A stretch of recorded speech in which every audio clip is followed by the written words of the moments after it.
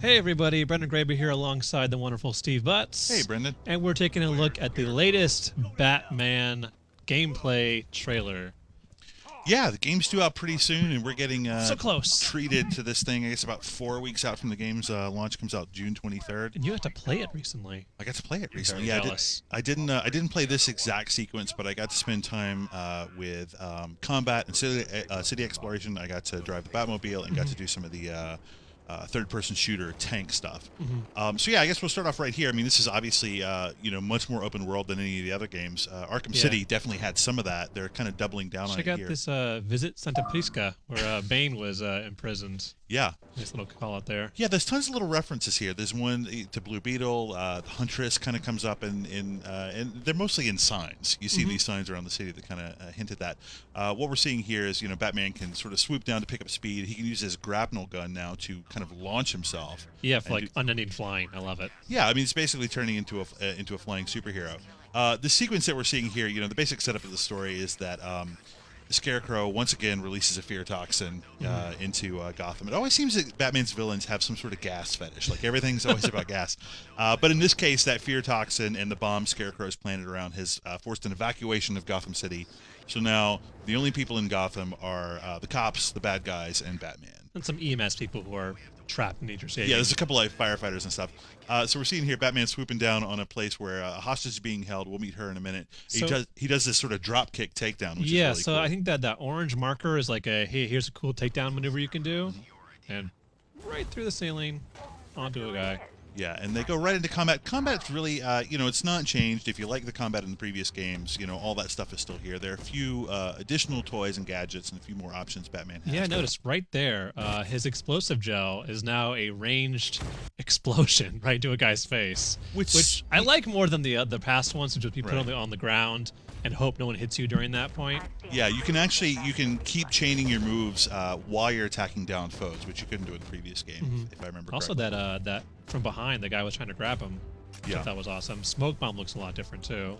One thing we're not seeing here is in some of the freeform combat sequences, you can actually tag in some of the other heroes. With that so new dual play mechanic. yeah, Nightwing or Robin or Catwoman can kind of come in and do kind of like in a fighting game, like you see in a game Street Fighter game. Yeah, Yeah, Marvel yeah. versus Capcom or Yeah, something like that. And those guys come in and like do cool finishing moves. I thought this was interesting right here. I don't know if you've experienced this in the combat. Basically, he knocks a guy almost down, picks him back up in order to do a beatdown. So he Yeah. didn't go for a ground takedown. He just picked him back up and started beating him again.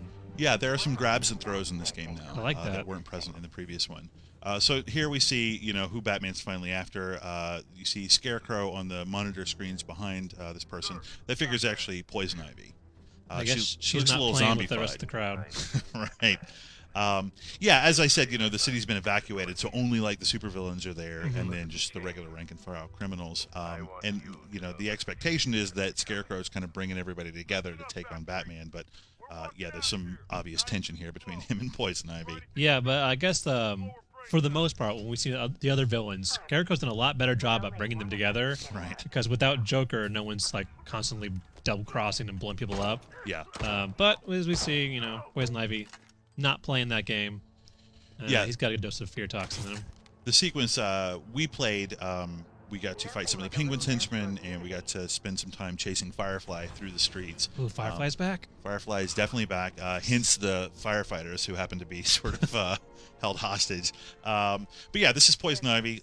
You can see here, sort of making plants grow all around her. It's a really, really cool effect, despite kind of how, I think this sort of character design is a little bit weird for me. It's a little strange. Yeah.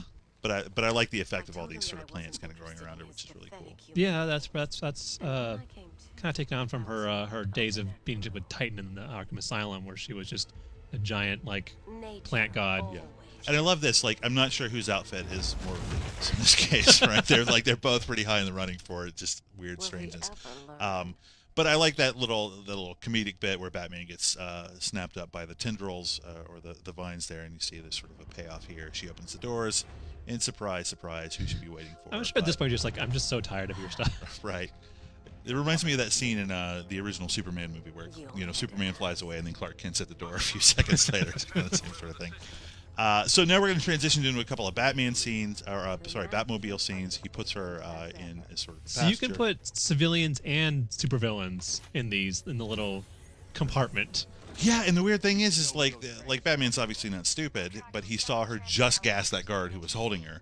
Here we see Batman consulting Oracle. That's Barbara Gordon, Jim Gordon's daughter. She, couldn't join the police force, so she ends up doing this to kind of help him out in his adventures. Acts as sort of a guide for you in the game. We will get to play her in a prequel DLC though as Squirrel.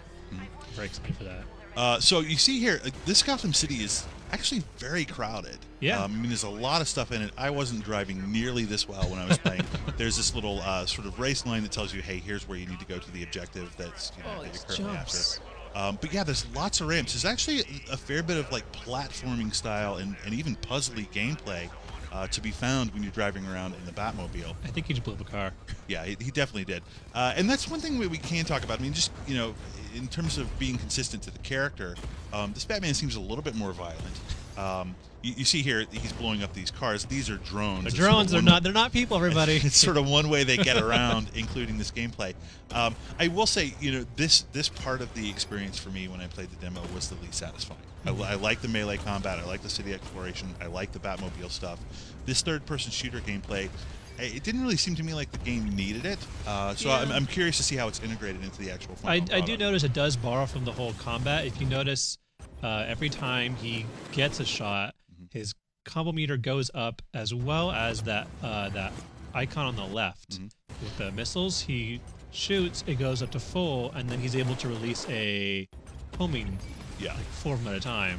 Yeah, and cool. There's actually an even more powerful upgraded version of that. Oh boy, it is kind of neat. And what I do like about that though is that you have the real clear cues for counters in the melee combat system, and here they have, you saw those sort of trails that were white at first and then turn red. Just as I can do this all the time. By the way, just do.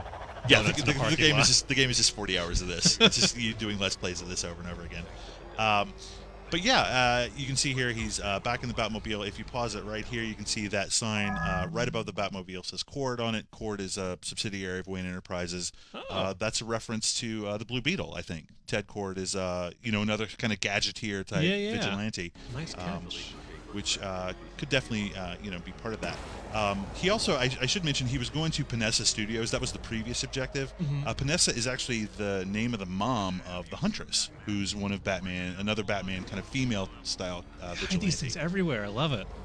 Yeah, it's really cool to see these nods. I don't know if that means that these characters are going to get referenced in the game, but for fans of the comic book series who kind of know the backstory and the lineage of all these heroes, it's a nice little additional touch. So you see here, Batman finally brings Poison Ivy down to the prison. The guards seem super surprised that Batman's there, which is like Batman. I don't know what the orientation is like on the Gotham City. He must be like every other day, just like here's another one, here's another one. Exactly, yeah. But yeah, like I said, I really like the combat that I played. I really like the open world exploration. I love the Batmobile stuff. There was one really cool puzzly sequence where you actually had to activate different switches to close and open gates and open up new routes. It's a challenge that the Riddler puts before you. Wasn't as big a fan of the third-person combat stuff, but super excited for this game to come out in a few weeks. Yeah, I can't wait, especially like with an open world like this, all the stuff you can do on the side, all the challenge maps, all the Riddler things, like I really want to live in Gotham for a while, and I think I will be doing donuts in a parking lot for a good portion of it. Awesome. And of course, we got all our pre-order bonuses and our exclusives that'll be around for 6 months, depending on who you buy the game from.